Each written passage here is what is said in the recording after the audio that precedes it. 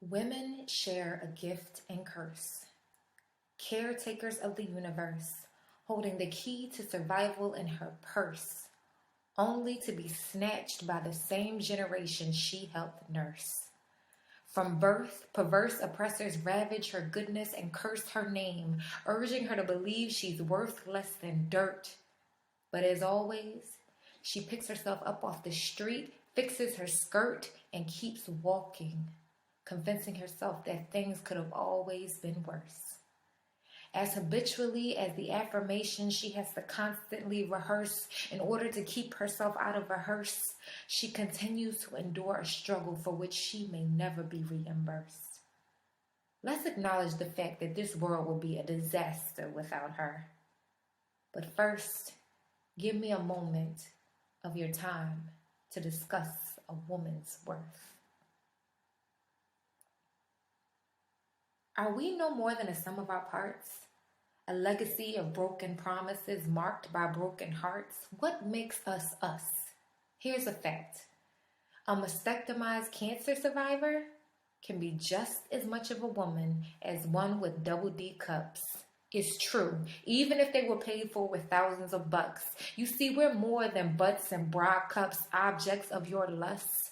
Our magic lies within, and we exhale fairy dust. Next up, gender roles defined by dated social constructs.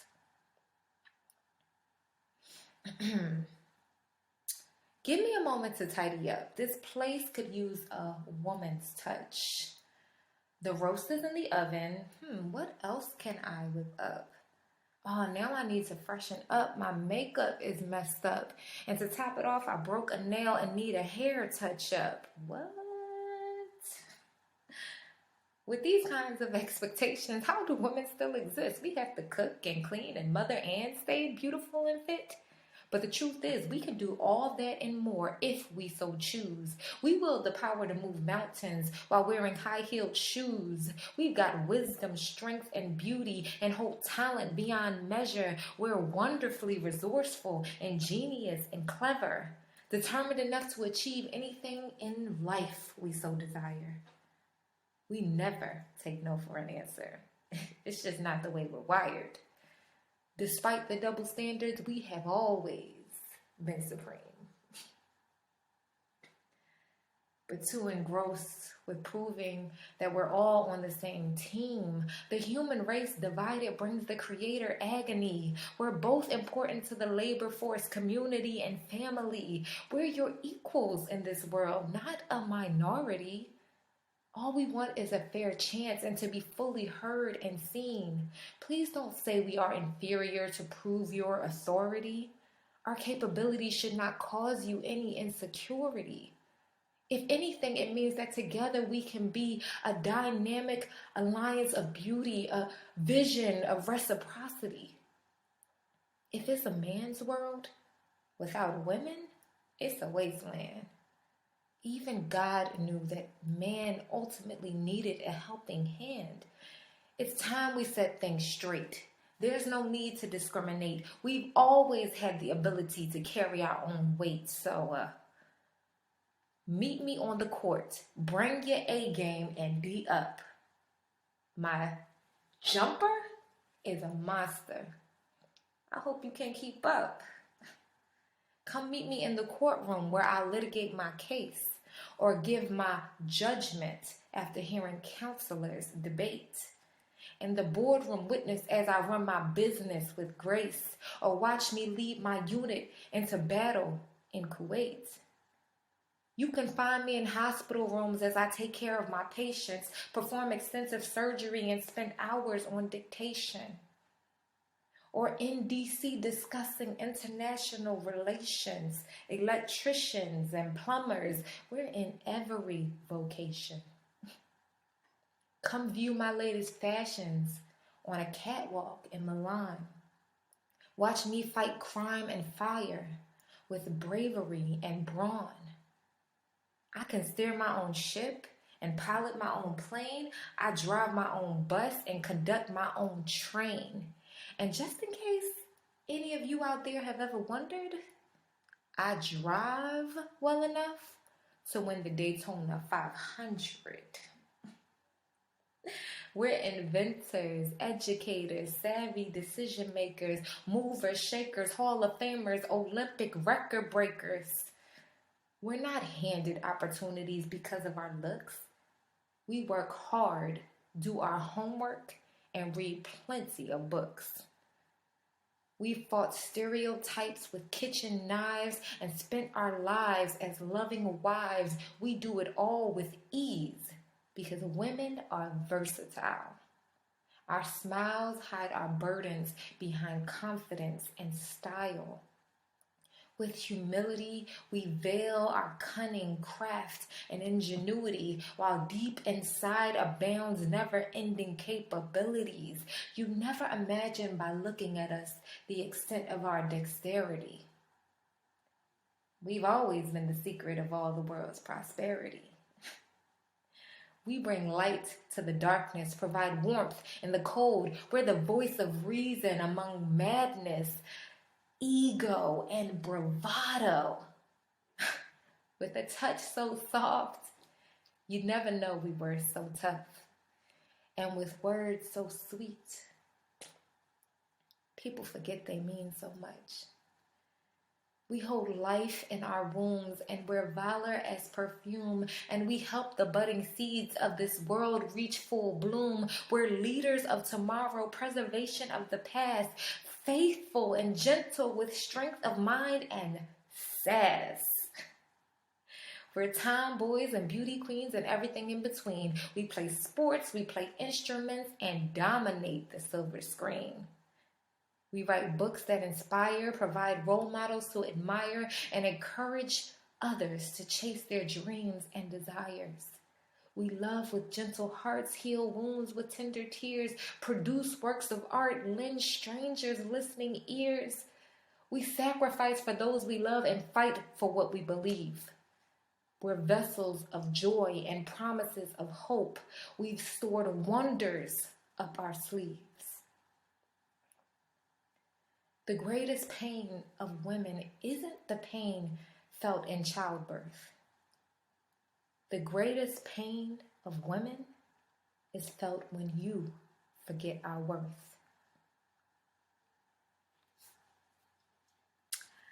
So, just some quick background real fast. I first wrote this poem years ago when I was asked to perform in a women's conference in New York. It's changed a lot since then, but I've still never really done anything else with it. However, the more that I grow in my relationship with God, the more evident it becomes to me that I really need to start sharing this stuff more. So that is what I'm here trying to do with this video. Now, I never make videos, but the burden that I felt to share this poem and make this video was so strong, so heavy, that I just couldn't put it off or, ignore it. So here I am.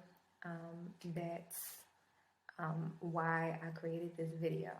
The reason I wrote this poem is because every time I read the Bible, I'm reminded of all that I can do and be as a woman, of all that is possible and of all that I can achieve with God.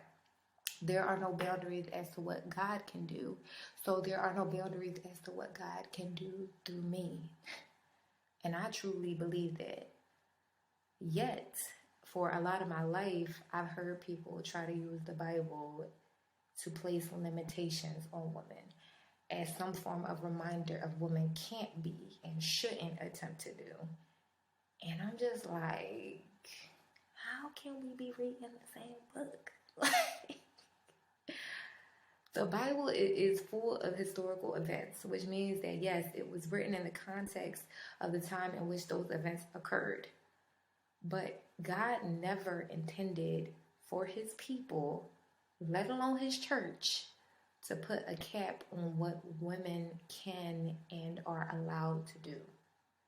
God's heart is not for women to be marginalized, and And this is why when it comes to women, the Bible itself pushes the envelope so much, like far beyond what was the culture of other nations in those times. Women were prophets, teachers, leaders, even founders of churches.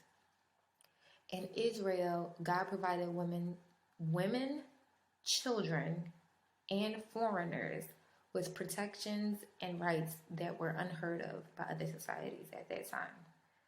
Just imagine what God is saying about the time we're living in right now. Man-made doctrine and religious tradition would have us believe otherwise, but our God is just, and He desires fairness, equity, equality, and justice amongst all people.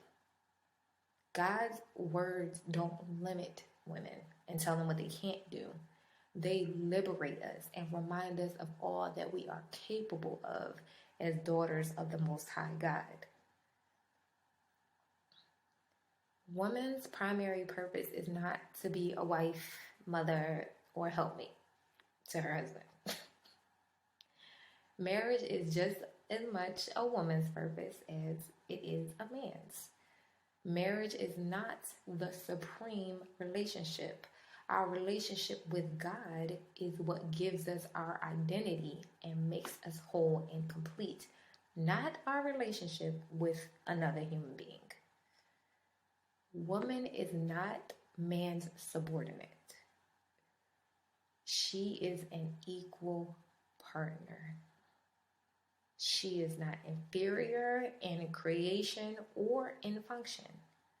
According to the true translation of Genesis 1 and 2, woman was created to be a power equal to man, an autonomous being that God created so that man would have someone like him and equal to him to work and share life with. Man is only one part of who God is. Men and women, male and female, were both created in the image of God to be co-image bearers. They were both given the commands in the garden to be fruitful and multiply and fill the earth with God's image, which was within them both. And He has placed value in both man and women as His equal image bearers. The world would have never been complete if God never created women.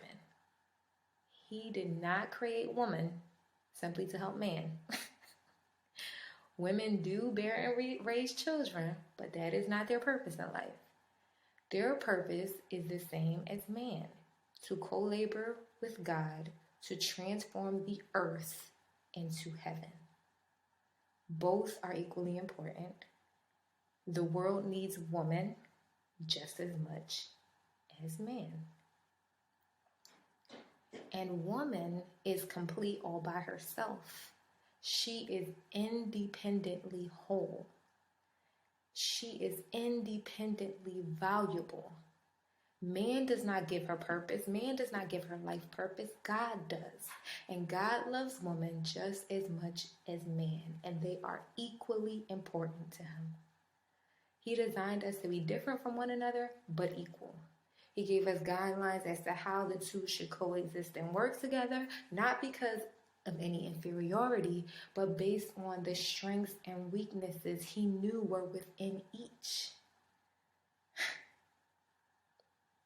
God sees how one complements the other. Where one may have weaknesses, the other is strong. Men need women just as much as women need men.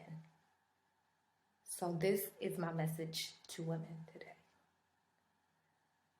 Dear woman, you are fearfully and wonderfully made in the image of God.